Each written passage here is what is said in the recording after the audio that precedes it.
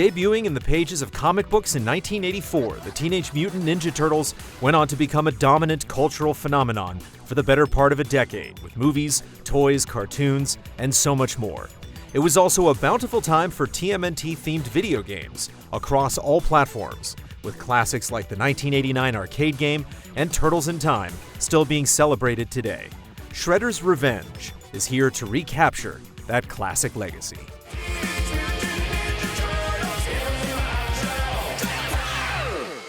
The plot is kept to a minimum, but the scenario is perfect for 3 hours of nostalgia-filled beatdowns against iconic enemies. Rocksteady, Bebop, and the Foot Clan are stealing missing pieces of Krang's robot, which leads the Turtles on a merry chase through timeless locations in the Big Apple, like rooftops, sewers, and other surprises. Destroy the Turtles! Combat retains the old-school beat-em-up premise with a few modern twists. Basic attacks and combos are the primary way to deal with the Foot Clan and other enemies trying to ruin your day, while dodging can be used to avoid damage and counterattack. When you move in close, you can grab most enemies and send them flying at the screen for a dose of nostalgia, or slam them around to clear out crowded arenas. Jump attacks are useful for airborne foes, while a running dash can close the gap. Lastly, a charge attack can deal big damage and break an enemy's guard, but building it up leaves you very vulnerable. Things become a little more nuanced, starting with the ninja power bar that fills as you beat up goons or perform a quick taunt.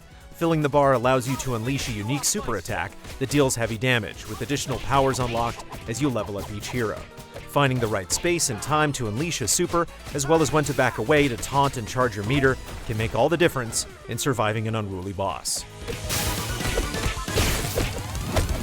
There's some light character progression as you score more points in each stage, and each time a character gains a level, it comes with a specific perk such as additional lives, hit points, and new abilities.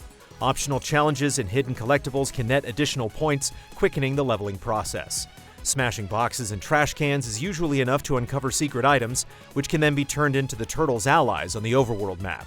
While it's not much, the leveling system adds meaning to the score and gives you something to look forward to as the journey goes on. Each stage feels like a distinct chapter on the journey as you chase the Foot Clan throughout the city.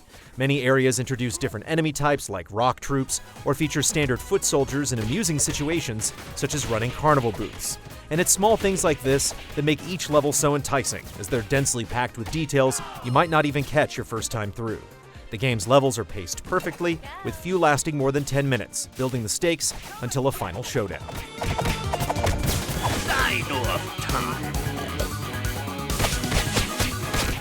Boss battles are similarly memorable, even if they don't always feel particularly fair. These fights pull from a broader rogues gallery of classic characters and vehicles, many of which you may have forgotten about. Thankfully, each boss has interesting attacks that stand out from the rest, and the arenas that you fight them in are varied and fit their unique abilities like a glove.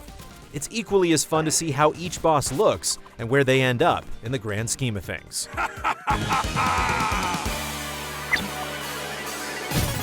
In addition to the laid-back story mode, arcade mode provides a stiffer challenge thanks to limited lives and no save progression. You use the same character from start to finish, and you can upload your scores to online leaderboards to see how you stack up against the competition. Each mode has 3 difficulties, which makes the enemies easier or tougher. On the highest difficulty, skillfully dodging attacks and managing your ninja power are essential for survival.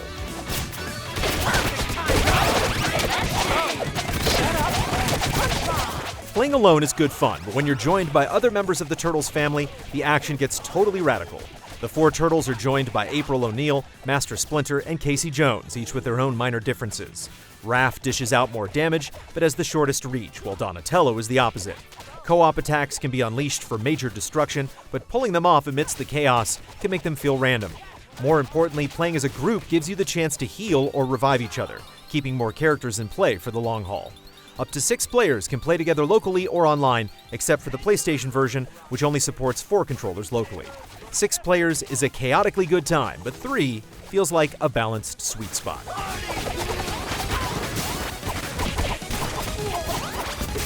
Visually, Shredder's Revenge looks gorgeous. The retro art style pays homage to the past without being limited by it, with modern animations and loving detail poured into each character, stage, and boss battle. Everything is given so much personality, like the Foot Clan sucking on popsicles in the park or working at the shopping mall. The world map is a joy to look at and helps ground you in the setting while offering a nice respite between stages.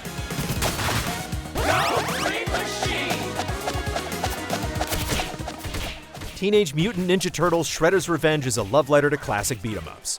The simple mechanics ensure everyone can hop in and have a good time, while each stage is a joy to kick shell in.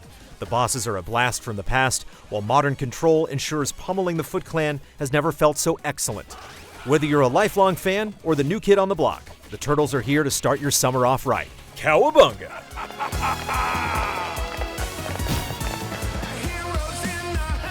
Final score, 8.5 out of 10.